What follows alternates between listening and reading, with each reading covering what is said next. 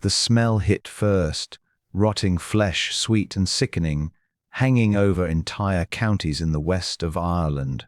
Farmers walked into fields that had looked perfectly green the evening before and found them collapsed into black, stinking mush. Within days, a nation that had fed itself for generations on a single humble root had nothing left to eat at all. 1 million would die.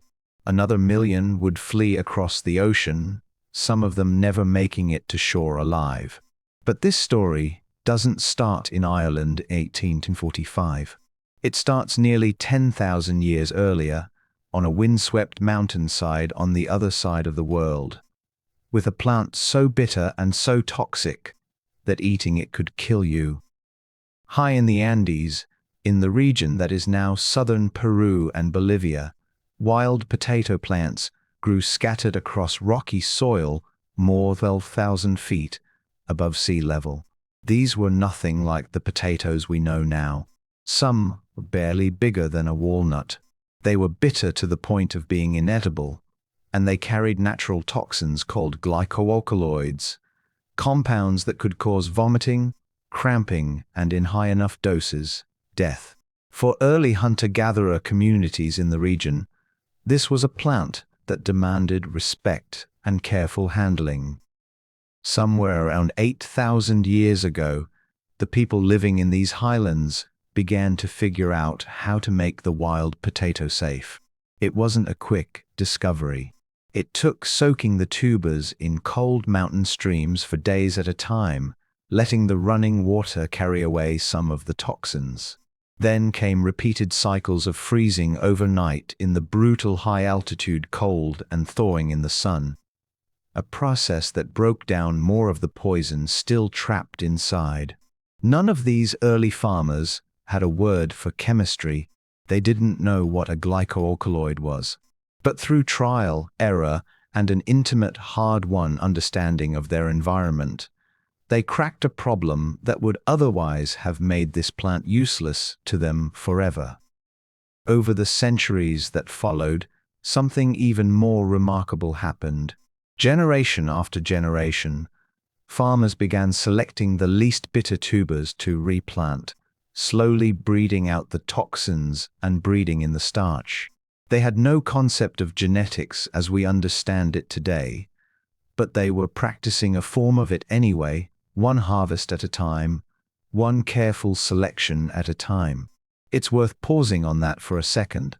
An agricultural revolution built entirely on patience and observation, centuries before anyone on Earth understood what a gene even was. By the time the Inca Empire rose to dominate the western half of South America, somewhere around the 1400s, the potato had become something extraordinary. On the steep terraced fields carved into the mountainsides around Cusco, Inca farmers were cultivating an estimated 3,000 distinct varieties of potato. There were potatoes in yellow, purple, deep red, and blue so dark it looked almost black. Some were smooth and round. Others were twisted and lumpy in shapes that would look bizarre to a modern shopper. Each variety was suited to a particular altitude, a particular soil, a particular pocket of microclimate on the mountain. This wasn't casual farming. This was a sophisticated agricultural science, built over generations, and it helped sustain one of the largest empires the Americas had ever seen. The Inca also solved a problem that would trouble European farmers for centuries afterward. How do you store a crop that rots easily in a world with no refrigeration? Their answer was a freeze-dried product called chuno. Farmers spread freshly dug potatoes across open ground at high altitude and let them freeze solid overnight in the Andean cold. The next morning, as the sun rose, families would walk barefoot across the frozen tubers, pressing out the moisture underfoot. Repeated over several days, this process left behind a light, dry, almost weightless block of preserved food that could last 5, 8, even 10 years without spoiling. It's often described as one of the first processed foods in human history, and it was a genuine feat of engineering. It fed Inca armies on long campaigns. It carried cities through bad harvests. The potato, quite literally, became a unit of the empire's daily life. The Inca reportedly measured short spans of time by how long it took to cook a pot of potatoes. Then, the Spanish. When conquistadors arrived in South America in the 1530s, they were hunting for gold and silver, and they found staggering amounts of both. What they found far less interesting was the small, ugly, covered vegetable that formed the backbone of the diet of the people they were conquering. Spanish sailors carried a few potatoes back to Europe sometime around 1570, mostly as ship provisions to fend off scurvy, or as cheap food donated to hospitals and monasteries for the sick and poor. There was fanfare. No one in the Spanish court particularly cared about a root vegetable from a civilization they had just crushed. It seemed like a footnote at the time. It wasn't. When the potato eventually spread across the rest of Europe in the late 1500s and early 1600s, it wasn't greeted with curiosity so much as suspicion, and in some places, outright fear. To understand why, you have to picture the world these Europeans lived in. Grain, wheat, barley, oats, rye, grew up toward the sun, and bread made from it carried deep religious symbolism. The potato, the opposite. It grew underground, in the dark, covered in strange knobby growths people called eyes. And it belonged to the same botanical family as deadly nightshade, one of the most poisonous plants known in Europe at the time. In deeply religious, superstition-laced societies, that resemblance wasn't dismissed as coincidence. For many people, it looked like a warning. The rumors that followed were remarkable. In parts of France, the potato was blamed for causing leprosy, and the regional parliament of Besançon banned its cultivation in 1596 over fears it spread the disease. In Russia, the Orthodox Church reportedly branded it the devil's apple and warned that eating it was a sin. In parts of Germany and Switzerland, people associated potatoes with everything from tuberculosis-like swelling to general moral decay. And in Scotland, some Presbyterian clergy reportedly refused to eat potatoes on the grounds that the word potato appears nowhere in the Bible, so it couldn't have been intended by God for human consumption. That's not an exaggeration for effect. It's a genuine argument that was apparently made in real churches by real clergymen, though as with several of these stories, the details have been passed down through folklore and should be treated with a degree of caution. For close to 2 centuries after its arrival, the potato mostly sat in European gardens as a novelty. Wealthy families grew it for its delicate purple and white flowers rather than its edible tubers. Marie Antoinette is said to have worn potato blossoms in her hair at royal events. Botanical gardens in London and Vienna displayed the plant as an exotic specimen from the New World. Scholars debated in print whether it was food, medicine, or poison. But actually sitting down and eating potatoes as a daily meal? For polite society, that was beneath consideration. Potatoes were seen as animal feed, or worse, a mark of poverty. In England, offering a labourer potatoes instead of bread was considered something close to an insult. Bread, civilization. Potatoes meant desperation. It's almost hard to imagine now, but for a long stretch of its European history, the potato was stuck in this strange kind of exile, dismissed, distrusted, and quietly starving nobody, while actual famine sat waiting in the wings of the century to come. What finally broke that stalemate wasn't curiosity. It was war, hunger, and a handful of unusually stubborn people who refused to give up on a vegetable everyone else had written off. The first real turning point came in Prussia, under a king who saw something in the potato that nobody else did. Frederick the Great ruled Prussia from 1740 to 1786, and his kingdom kept getting dragged into brutal wars with its neighbors. One of the oldest tricks in siege warfare was to burn an enemy's grain fields, starving the population into submission. But a crop that grows completely hidden underground is much harder to destroy that way. An invading army could march right across a potato field without knowing there was food 6 inches beneath their boots. Frederick saw the strategic value immediately. In 1756, he issued what became known as the Potato Order, commanding Prussian peasants to plant the crop, reportedly under threat of harsh punishment for those who refused.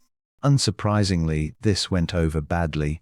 Villagers in the town of Coburg are said to have sent word to the king that potatoes had neither smell nor taste, and that even dogs wouldn't touch them. So, according to a widely repeated legend, Frederick tried something cleverer. He planted a royal potato garden on the edge of Berlin and stationed soldiers around it, guarding it in plain view. The message was obvious without a word being spoken. If the king needs armed guards to protect this plant, it must be worth stealing. Peasants began sneaking in at night to take seed potatoes for their own fields, which, if the story is accurate, was exactly what Frederick had planned all along. Whether every detail of this legend holds up under historical scrutiny is genuinely debated, but the outcome is not in question. Within a generation, the potato had become a staple crop across Prussia and much of northern Germany. Around the same time in France, a man named Antoine of Parmentier was fighting a version of the same battle, with considerably more theatrical flair. Parmentier had served as a pharmacist in the French army during the 7 Years' War and had been captured and held as a prisoner by Prussian forces for roughly 3 years. During his captivity, the main food his captors gave him was potatoes, meal after meal, day after day. He didn't die. He didn't waste away.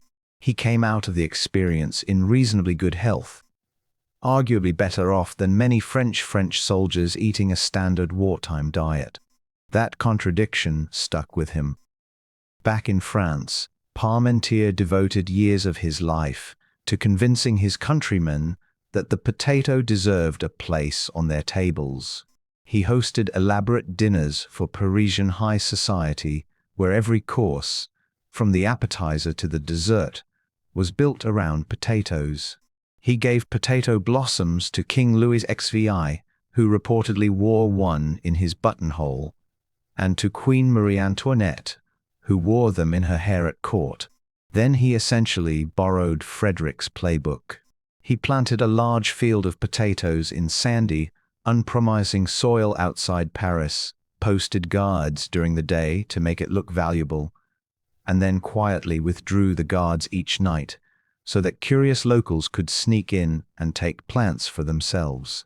It was, in effect, a one-man public relations campaign for a root vegetable run decades before the concept of public relations existed. And it worked. By the late 1700s, France had largely come around. Today the dish hachis parmentier, a French take on shepherd's pie, still carries his name, along with a Paris metro station, a boulevard, and a hospital. A man who once nearly starved on potatoes as a prisoner of war ended up giving his name to French cuisine forever. But while France and Prussia were slowly warming to this crop through clever theatre and royal endorsement, something far darker was building across the English Channel, on the island of Ireland, and this is where the story turns.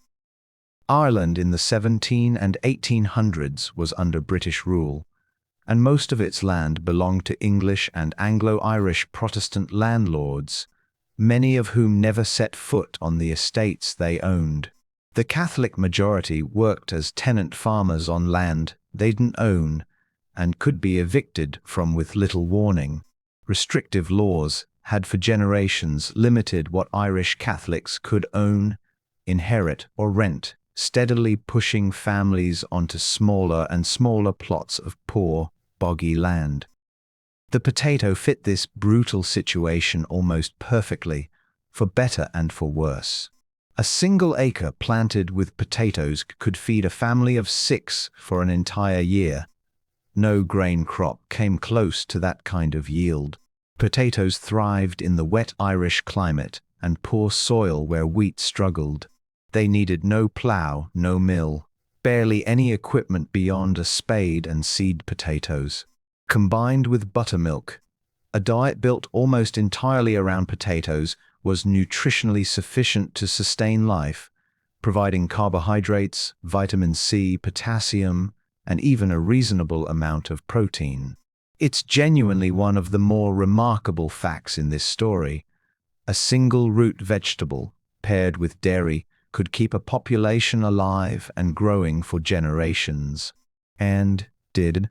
Ireland's population climbed from roughly 3 million people around 1700 to more than 8 million by 1840.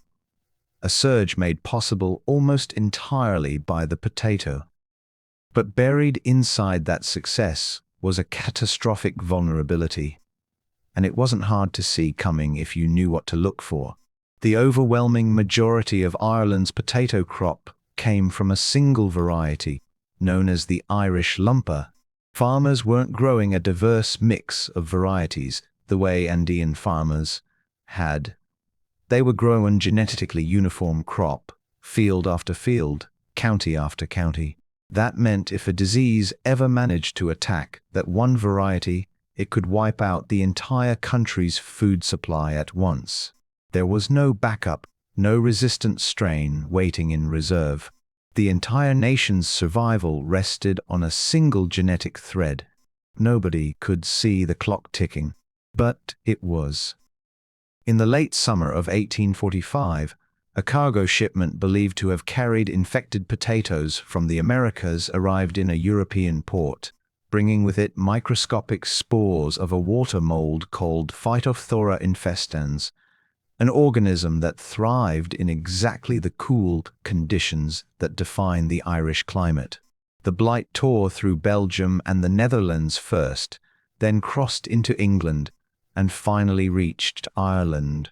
Devastation was almost immediate. Fields that looked green and healthy in the morning would be black and collapsed by evening. Farmers who dug up their tubers hoping to salvage something found them already rotted into a foul-smelling pulp beneath the soil.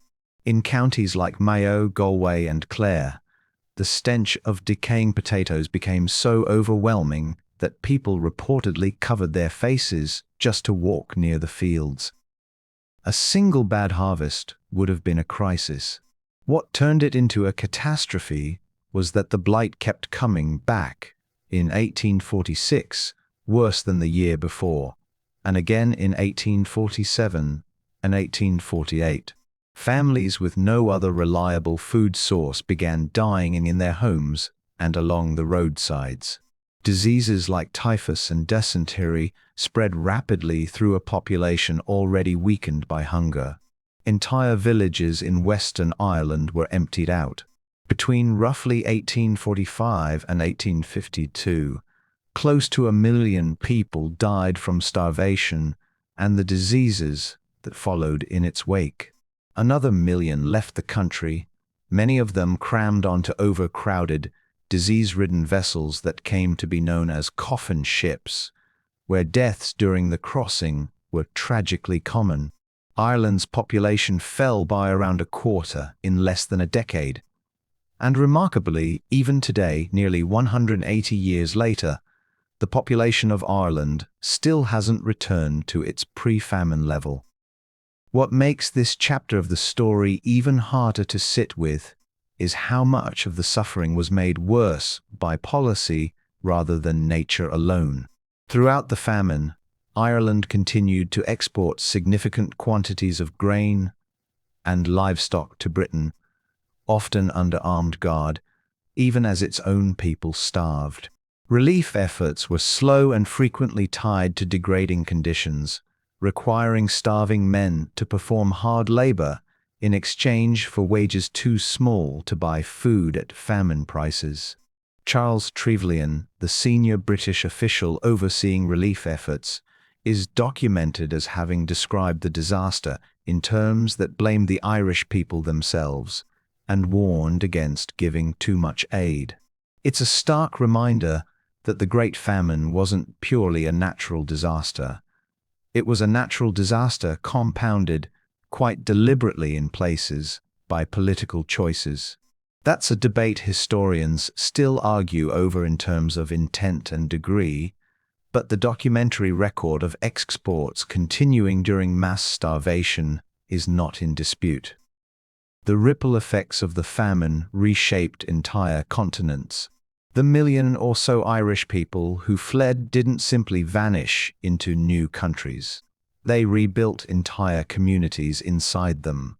Waves of Irish immigrants poured into Boston, New York, Philadelphia, and other American cities, often facing discrimination and poverty, but eventually building powerful labor movements and political networks that would shape American cities for generations. Irish communities took root in Liverpool, Glasgow, and Toronto as well, and the anger many carried toward British rule helped fuel Irish nationalist movements. Decades later, contributed to Ireland's independence in 1922. In a strange way, the famine didn't just empty Ireland out, it scattered Irish identity across the English-speaking world, and you can still see the traces of that migration today. Here's the part of the story that tends to surprise people, though. The famine didn't destroy the potato's reputation. If anything, it proved just how dependent the modern world had already become on this one crop. The lesson agricultural scientists took from Ireland abandoned the potato. It was never again everything on a single genetic variety. In the decade, plant breeders across Europe worked to develop new potato varieties with greater disease resistance, and seed programs were established specifically to preserve genetic diversity. In a strange twist, the disaster that nearly destroyed Ireland became the foundation for a more scientific, more resilient approach to growing the crop everywhere else. Ireland wasn't the only country that had to fight its way into accepting the potato either. Russia had its own long struggle with the crop well before the Irish famine. Catherine the Great tried to promote potato farming in the 1760s, distributing seed potatoes to provincial governors, but peasants resisted, sometimes violently. In the 1840s, forced government planting campaigns triggered what came to be called the potato riots, where villages rose up against officials trying to impose the crop on them. Eventually, through a mix of government pressure and simple necessity, resistance broke down. By the early 1900s, Russia had become one of the largest potato producers in the world, and rural communities had even given it an affectionate nickname, the second bread. In China, the potato arrived through European traders and missionaries as early as the 1600s, but for a long time it remained little more than a curiosity. That changed once farmers in the mountainous interior provinces realized potatoes could grow in soils and altitudes where rice and wheat simply couldn't. By the mid-20th century, China had become the world's largest potato producer, and today it grows tens of millions of tons annually, more than any other country on Earth. India followed a similar arc. British colonial officials introduced the potato in the late 1700s, and although it took decades to spread widely, it eventually became a foundational crop, with India now standing as the second largest producer in the world. Across Africa, The potato arrived later still, but spread quickly once it did, particularly in the cooler highland regions of countries like Kenya, Ethiopia, Rwanda, and Uganda. International food organizations have since pointed to it as one of the more effective tools available for tackling hunger and food insecurity in the developing world, and several African nations have launched dedicated programs to expand its cultivation. Put it all together, and today the potato ranks as the fourth most important food crop on the planet, trailing only wheat, rice, and corn, with well over 300 million metric tons grown annually across more than 150 countries. The scale of what we now do with this once feared vegetable would be almost unrecognizable to an Inca farmer working those Andean terraces 6 centuries ago. French fries, believed to have originated in Belgium or France in the late 1700s, are now consumed on a scale towards a genuinely enormous global industry. The potato chip, according to a well-known but disputed legend, was invented in 1853 by a chef in Saratoga Springs, New York, slicing potatoes paper-thin to spite a picky customer. Historians treated the details of that story with some skepticism, but the chip itself became a snack food empire in its own right. Major fast food chains today rely on billions of pounds of potatoes every year, much of it sourced from states like Idaho, Washington, and Oregon. And the potato's reach doesn't stop at food. Potato starch shows up in the manufacturing of paper, textiles, adhesives, and biodegradable plastics. Traditional vodka production in Poland, Scandinavia, and Russia has long relied on potatoes as a base ingredient. During the Second World War, facing a shortage of natural rubber after supply lines from Southeast Asia were cut off, German chemists worked out methods to convert potato starch into a synthetic rubber substitute for military vehicles. Potato derivatives even turn up in pharmaceuticals and cosmetics. This is a crop that quietly ended up woven into far more of daily life than most people ever stop to notice. And then there's the detail that closes the loop on this whole story in a way that feels almost too poetic to be true. In 1995, the potato, the first vegetable in outer space, when NASA and researchers from the University of Wisconsin successfully cultivated potato plants aboard the Space Shuttle Columbia, as part of research into feeding astronauts on long-duration missions. If humanity ever establishes a lasting presence on Mars, many agricultural scientists consider that the potato one of the strong candidates for the first crop planted there. It grows in poor soil, needs relatively little water, produces more calories per acre than almost any grain, and stores well under harsh conditions. Those are, almost precisely, the same qualities that let it survive in that thin, brutal air above the Andean cloud line 8,000 years ago. Sit with that for a second. This is a plant the Spanish barely bothered to notice. A plant French authorities once formally blamed for spreading leprosy. A plant the Russian Orthodox Church reportedly branded the work of the devil, and that Scottish clergyman refused to eat because it wasn't mentioned in Scripture. And that same plant is now one of humanity's leading candidates to become the first crop grown on another planet entirely. The potato began as a small, bitter, mildly poisonous weed clinging to rocky slopes above the clouds. It took thousands of years of patient, largely unrecorded human ingenuity to turn it into something that could sustain an empire. It was dismissed, feared, and mocked across an entire continent for 200 years. It helped fuel an extraordinary population boom in Ireland, and when it failed, it helped bring about one of the most devastating famines in modern European history. And somehow, it came back from that catastrophe stronger and more essential than ever, feeding a huge share of the modern world and quite possibly preparing to feed the first humans on Mars.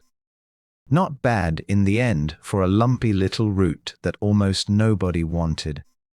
If this one surprised you, let me know in the comments which part hit hardest, the famine, the space potatoes, or something in between. And if you want more stories like this, make sure you're subscribed, because history has a lot more of these hiding in plain sight.